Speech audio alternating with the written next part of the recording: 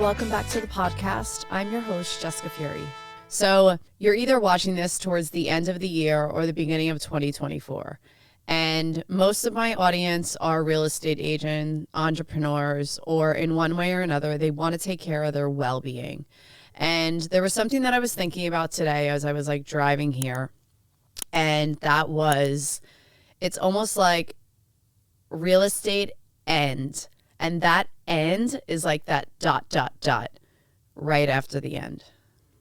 So this is what the episode is about. So I'm going to put together a series of things that I feel as if can increase your overall well-being, the success of your business, whether it's in real estate or and other business, or a connection to a client, a relationship, or something that you are looking to create in the next year or the year after, or as a whole. So prior to having the podcast, I do talk openly about using ayahuasca and plant medicine and doing the artist's way and doing like a lot of writing about creating the podcast. So when I got into real estate and I took some time off before getting back into the recording space, it was because of real estate that it brought me back into the podcast space. And that would be my first and very first thing on this list that I'm putting together for you guys. And that would be, if you're in real estate and you're looking to do something else, that something else is going to help your business in real estate. It's also going to help the energy that you put into your business, because we all know that sometimes real estate can feel like Groundhog Day. You wake up, it's a lot of consistency, it's a lot of moving parts, as well as it's a lot of like miscellaneous BS that you're like, oh my God, how did this like literally come up in the middle of doing this and now I have to stop to take care of this? It's just like normal. But there has to be a balance. There has to be something else with your real estate business that can help it. And I truly believe that. So for me, it's the podcast, and it's always been something creative. And I'm sharing this because I truly believe that we are brands within ourselves, whether we're a personal brand or we're creating a brand off of our business. Let's say, we'll use like a really small example. Let's say you want us to start a clothing line. So you would probably have to take your profession or whatever it is that you've done, and you would have to tie it into that clothing line. So maybe it was in real estate and you wanted to make, like, for the agency, we have t-shirts that say like no assholes, because that's how we have like 10 rules. And that's like the first rule. It's like no assholes. So if you're looking to create product, how does that product tie into your main gig? And maybe your main gig is real estate. And if you are tuning in and you do something that's besides real estate, then you could just apply that main thing that you do to real estate. But the first thing would be finding that end. Like for me, it would be like real estate and podcasting. And I use that as an example because it is, real estate is a byproduct. How you take care of your well-being, how you take care of your internal self is always going to show up in your business. It's always going to show up in your business, which is why I invite you to continue to like and subscribe to this podcast. So the second thing on the list would be, once a day, find something to do that's not real estate. And I say this because it's so good for your mental sanity. Like, it's so good for your mental sanity. Put the phone away, and that half an hour can be going on a walk. It could be writing about something that you want to create. I truly believe that writing enhances like the energy of manifesting something in the present moment, especially if you're writing in the present moment. So even if you are writing about wanting to close a specific deal or wanting to do a deal with a specific agent, like, you know, Aaron Kerman or maybe Mauricio Umansky, like something like that. And then it's like a creative outlook to have besides doing real estate. And I say the reason why I'm bringing this all up is because there's so much stuff that's going on in real estate right now. If you're coming off of a time period during 2019, 2020, 2021, when interest rates were 2%, 3%, and they were so hot, literally you can sit on your ass in your pajamas, half naked, at home, on the computer, closing a deal. Like literally, that's how easy it was to close a transaction. Clients, buyers, sellers, investors, developers, it was like literally like, it was like hotcakes selling real estate. And now that it's a slower market, a lot of real estate agents are either getting out of the business or they're trying to find alternatives. Trying to find an alternative to either create more financial stability or create more well-being. Otherwise, it's a chaotic place up in that mind of yours. Like, that's why finding an alternative in this business is essential. And I bring that up because I was talking to somebody yesterday, and because they've been in the business since the market crash of 2008, 2009, 2010, when everything was like getting back in order, she said to me that we may have another year of this and we don't know. But during that year span, what is another thing that will just like make you feel good as you're also doing your main gig, which is real estate, which is like an amazing thing. And maybe the third thing on this list is, do you create videos on social media? Do you create an email blast? I like to have a weekly newsletter, and I send that weekly newsletter every single Saturday at 9 a.m. I make it a point to always be at the same time every week because I truly believe that we are creatures of habit. And a lot of times, if you're using many different alternatives or touches that reach a customer base, having a newsletter that always goes out at the same time, a lot of those people that are viewing them, they get used to hearing from you, which is such an amazing way, again, to coincide with your real estate business. You have an email list, you have a database, you can do something creative in that newsletter, which is basically maybe some of the listings that you have. Maybe you work for a company that they allow you to plug the listings of that company, which is always really helpful. Maybe you're into interior design. Maybe you really love architecture and you've been really into like Frank Gehry's work and you want to put some of the stuff that he's done in that newsletter. Maybe you're really into the color pink. Maybe you're really into like modern interior design. Whatever it may be, it's an alternative. Real estate is just a byproduct. It is an alternative for something that's going to help you, and it's going to help your customer base, your brand, and just yourself as a whole, as a business owner, because it's your business, it's your brand, and how you create it is going to be what attracts other people to that business. And the fourth thing on this list, it's almost like piggybacking off the one before this, and that is collaborating with other agents, collaborating with other people, or maybe it's collaborating with your hairstylist. Like maybe it's pulling up your phone and just doing a video with your hairstylist, what to do when you're leaving the house and you have 5 minutes to get out the door and you have an appointment, you live in the Palisades and you have to be in Encino and you have to leave immediately in 5 minutes. There is no 6 minutes, 10 minutes, 12 minutes. You have to leave immediately. You have to look posh. You have to look snatched. You have to look together. What can I do right now in 5 minutes to do my hair because my makeup is together to be out the door?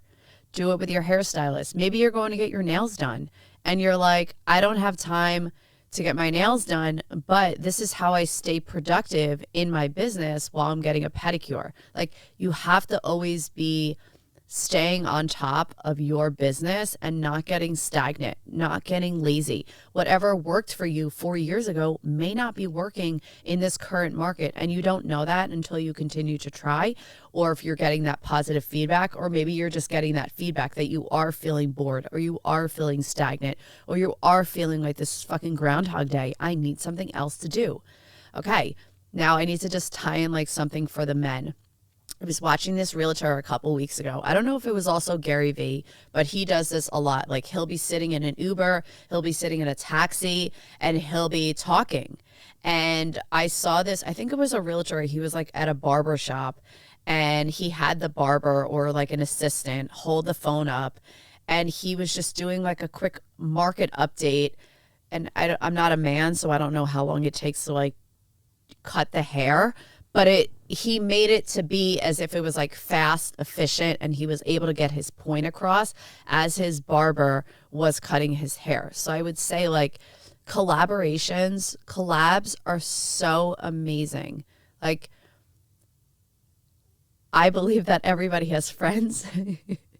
You can, if you don't have friends, then you can connect with me. I will collab with you.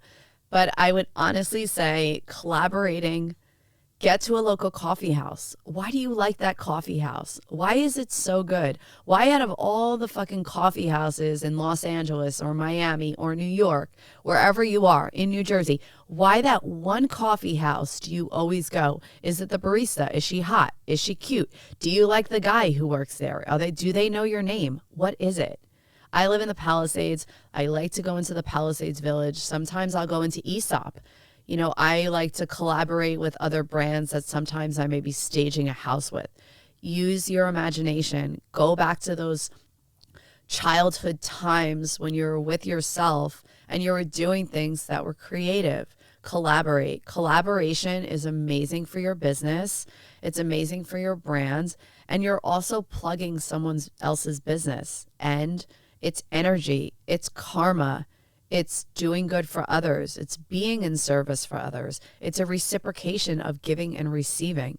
It's a circle. What you give is what you receive. It's not rocket science. It's very simple. Collaborating with others, even asking other agents, hey, do you need an extra hand? Like, put your pride aside.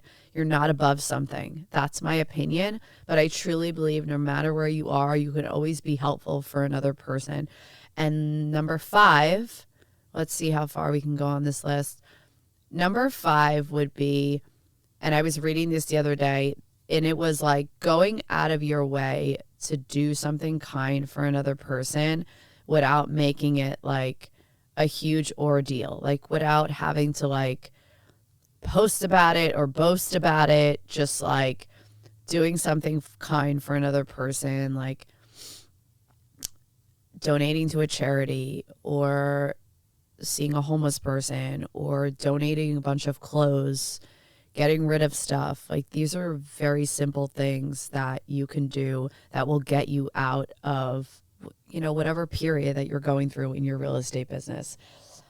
Number 6 on this list is writing down 5 things. You can do 10 things, 15 things, excuse me. But writing down at least 5 things that you would want to accomplish in your business during 2024 or your business as a whole. Like, what is your vision? A lot of people, if you're watching this episode towards the end of 2023, or if you're watching it at the beginning of 2024, it's basically the same stuff that you're doing. You know, you're looking at maybe your past sales, or you're looking at certain things that worked for you in 2023 or 2022, and you want to recreate it in 2024, or you want to discard it and do something different. So I would say writing down what it is that you want to accomplish in 2024 in your business. And for me, what I've been told is instead of looking at it as like, let's just say 50 million in gross sales, scale back. Do you want to do 10 calls a day? Do you want to do 20 calls a day? Do you want to hold yourself accountable and do 100 calls a day, 1,000 calls a week? Like holding yourself accountable for the smaller goals, you're going to see those bigger goals. You'll see those 50 million in gross sales, but the smaller things that you may not be doing consistently, you know, reaching out to your sphere, 10 to 20 people in your phone, texting and calling daily. Are you doing that? Are you doing 5 here, 7 here, 20 on a Friday? Next week, you're doing like 30 on just one day. Like, What is it that you want to be doing that you're more consistent with? And most people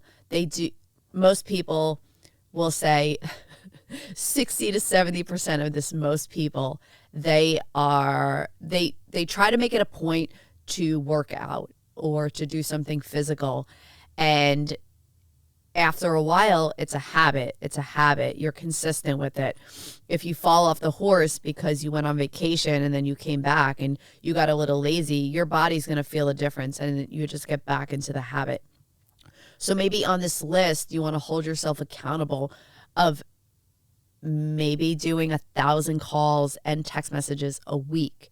If you're like, that's way too much than what I'm doing now, then scale back. What is something that you can do that you celebrate those small wins? So when you see that you're reaching out to 50 people a week, which is not a ton, it's like 10 people a day if you're doing Monday through Friday. But I would say that looking at what you're doing and making a list of 5 things, because those 5 things are going to build. They're going to build more and more consistently, and you're going to see results from it. It's like a workout program.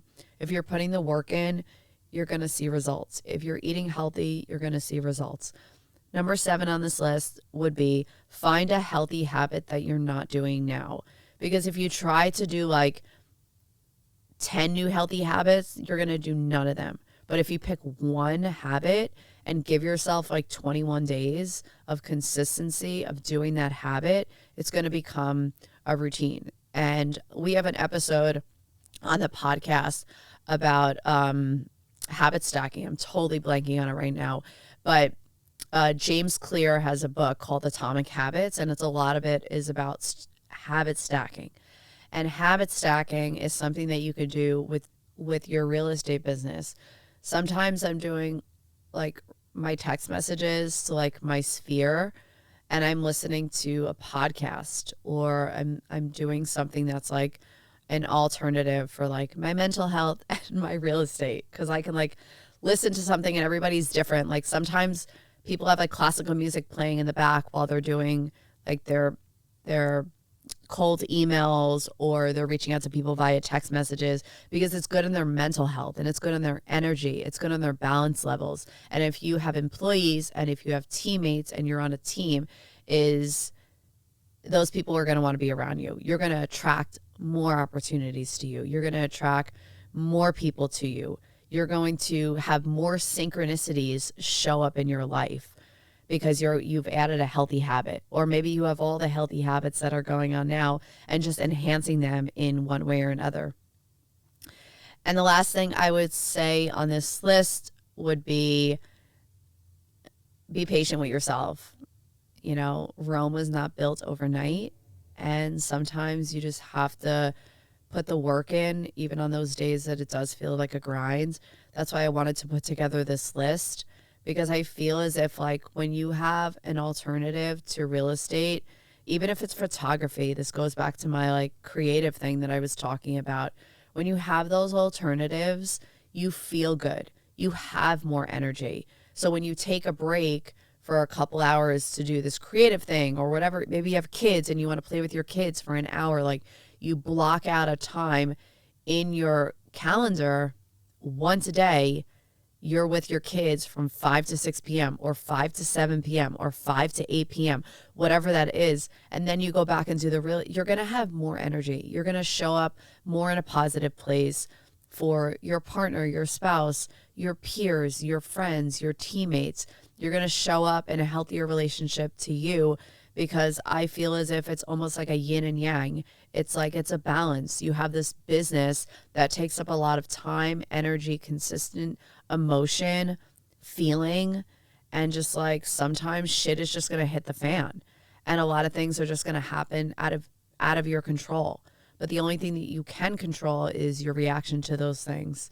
And I will just wrap up here by saying I hope you enjoy this solo episode.